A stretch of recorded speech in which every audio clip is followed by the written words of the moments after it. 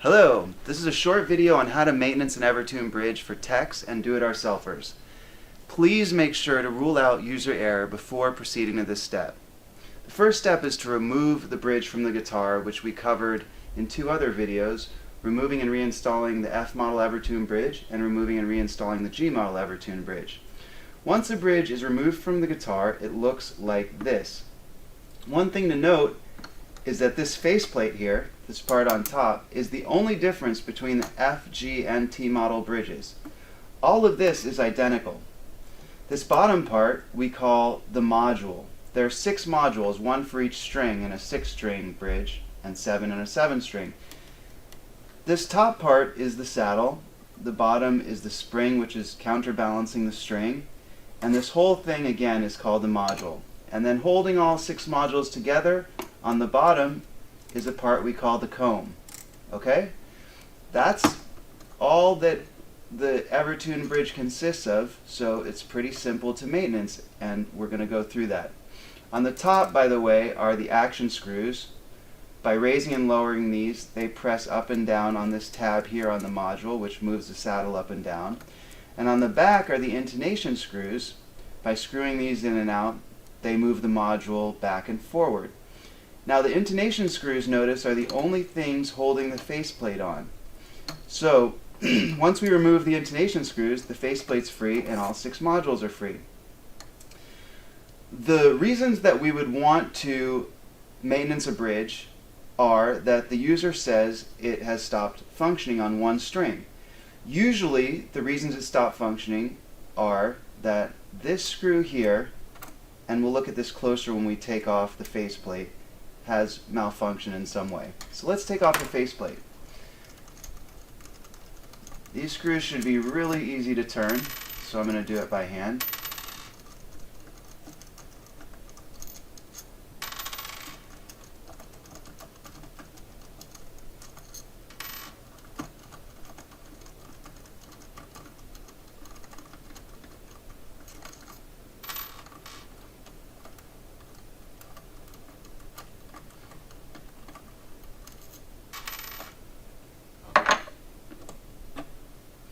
Now the only thing holding these 6 modules together is the comb.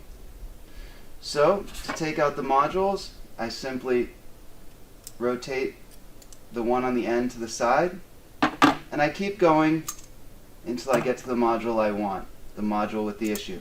Let's say it's the G string, which would be this one. Since the module is out, now is a good time to go over the components of the module. We have one spring. On the bottom of the spring we have some putty here for anti-resonance, and here we have some grease lubrication. Be careful, it's black and can stain clothing and other things.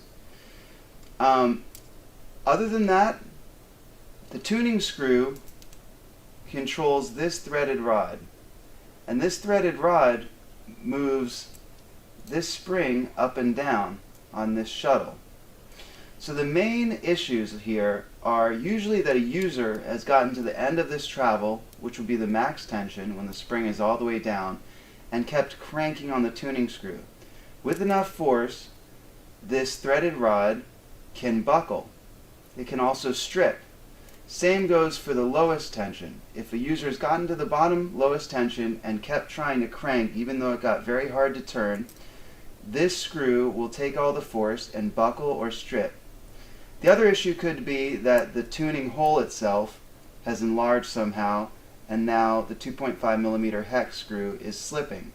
So make sure you're using a 2.5mm hex screw, and if you're turning and this tuning screw is not operational, then the module has to be replaced.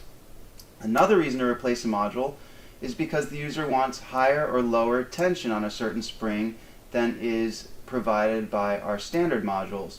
We do sell custom high and low tension modules that can be ordered, and in that case we would remove the module in question and replace it with the higher low tension module.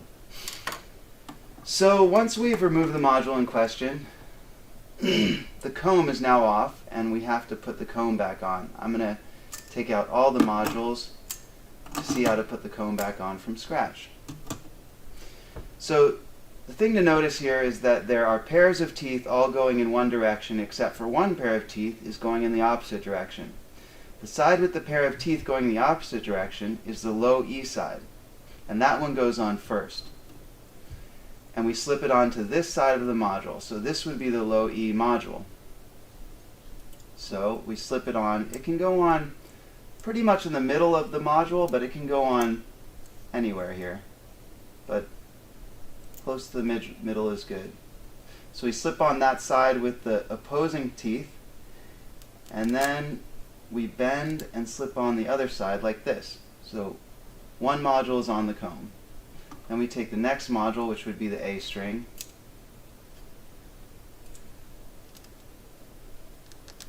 and bend and slip on the teeth there. So two are on. Now these are pretty brutal on fingernails, so sometimes it's good to use a tool like a screwdriver to do what I'm doing. But since my fingernails are always chewed up anyway, I'm just going to do it with my fingernails. I'm used to it. So now we've got 4 on.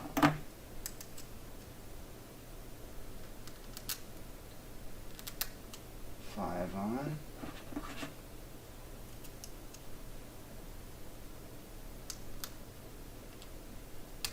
Alright, comb is back on.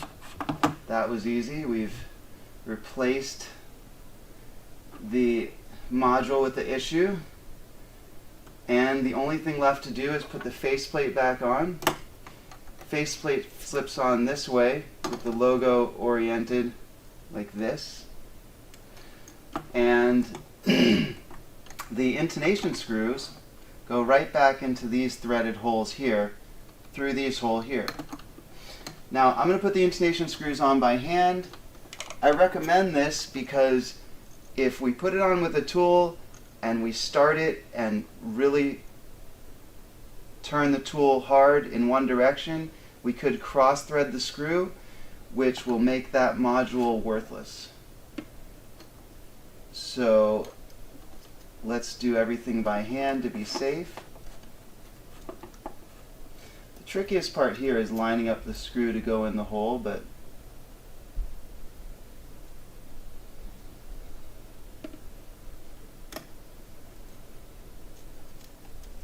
it is doable.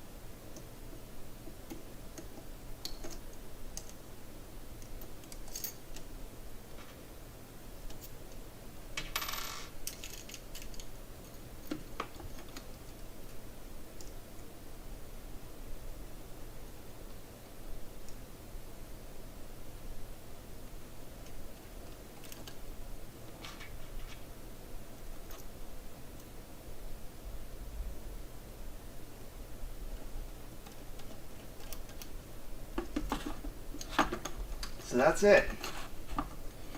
We have just serviced one module on the EverTune bridge, put it back together after taking it apart, and now it would reinstall right back into the guitar.